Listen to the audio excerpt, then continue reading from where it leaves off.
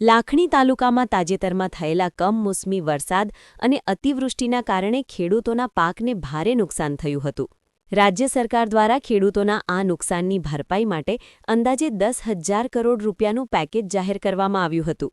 પરંતુ સરકારની પ્રક્રિયાત્મક ખામીઓ અને સ્થાનિક અધિકારીઓની બેદરકારીના કારણે તાલુકાના અનેક ખેડૂતો આ સહાયથી વંચિત રહી ગયા હોવાનો ગંભીર મુદ્દો સામે આવ્યો છે. ખેડૂતોનું કહેવું છે કે તાલુકાના અનેક ગામોમાં ઓનલાઈન અરજી પ્રક્રિયા અંગે યોગ્ય પ્રચાર પ્રસાર કરવામાં આવ્યો નહોતો, જેના કારણે ઘણા ખેડૂતો સમયસર ફોર્મ ભરી શક્યા નથી. ઉપરાંત કેટલાક અધિકારીઓ દ્વારા માત્ર સર્વે થયેલા અને યાદીમાં નામ ધરાવતા ખેડૂતોને જ સહાય મળશે એવી મૌખિક માહિતી આપવામાં આવી, જેના કારણે અન્ય ખેડૂતો ગેરમાર્ગે દોરાયા અને અરજી કરવાની તક ગુમાવી બેઠા.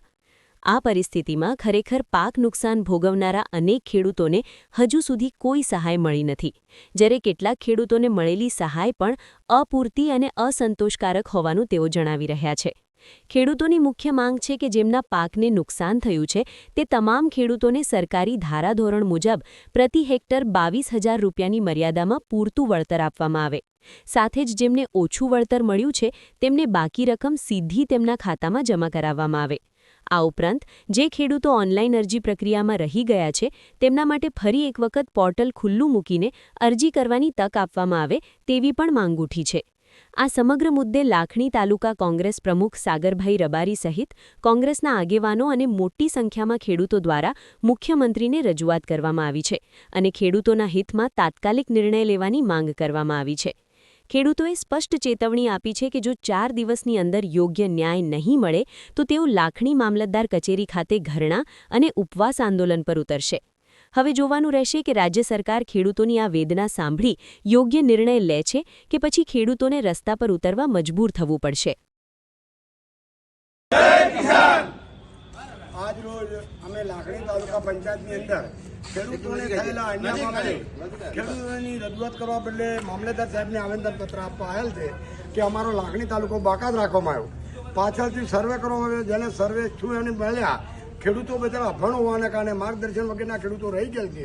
તેની અમે રજૂઆત કરવા આવ્યા છે. તમામ નવે જે સર્વે છે જે ખેડૂત બાકાત રહી ગયા એમને તમામ જેટલું નુકસાન છે એમનો લાભ લેવા સરકારશ્રીને અમે આવેદનપત્ર આપવા આવેલ છે.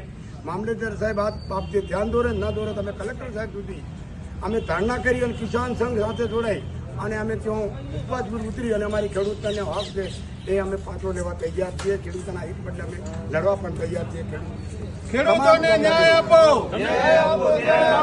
મામલતદાર સાહેબને અમારી આવી રજૂઆત છે કે સાહેબ આ લાખણી વિસ્તારના 52 ગામના ખેડૂતો ઉભા રહી અહીંયા ભાજપના મળતિયાઓ દ્વારા એમને ફોર્મ ભરણા એ લોકોને સહાય મળી. લાખણીના સાચા ખેડૂતો બાકાત રહી જાય.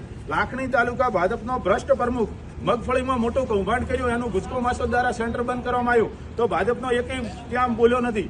અને અહીંયા સહાય લેવાનું થઈ તો ત્યાં એમના મળતિયાઓને બધાની સહાય ભરાઈ તો ભાજપના લોકોને અહીંયા બધું મળે છે તો અહીંયા ખેડૂતોને કેમ કશું મળતું નથી? તો એના માટે અહીંયા ખેડૂતો સાથે અમે કોંગ્રેસ પાર્ટીના આગેવાનો એમને ન્યાય અપાવવા માટે આવ્યા હતા કે આ વિસ્તારમાં લાખણી તાલુકાને પહેલા વાવથરાજમાં બાકાત રાખવામાં આવ્યો અને એના પછી પાછળથી ફરીવાર લાખણી તાલુકાનો અસરગ્રસ્તમાં સહાય સમાવેશ કરવામાં આવ્યો. તો અહીંના પ્રોપર ખેડૂતોને ખબર નથી કે ઓનલાઈન ફોર્મ ભરાય. ફોર્મ ભરવા ગયા તો વીસીઓ એવું કીધું કે ભાઈ તમને સહાય મળશે નહીં. તો અમારી એક જ માંગ લઈને અમે આવ્યા હતા કે લાખણી તાલુકાનો જે ખેડૂતોને બાકી રહી જવું હોય એમને ફરીવાર 1લી તારીખથી ઓનલાઈન અરજી કરવા માટેનો ઓપ્શન આપે અને 5 તારીખ સુધી ઓનલાઈન અરજી કરવા માટેનો ઓપ્શન નહીં મળે તો 6ઠી તારીખે અમે અહીંયા બધા જ ખેડૂતો સાથે ઉપવાસ આંદોલન ઉપર ઉતરશું. અહીંયા પોલીસ સ્ટેશન હોય કે મામલતદાર હોય, જવાબદારી સરકારની રહેશે. ખેડૂતોને કંઈ પણ થશે તો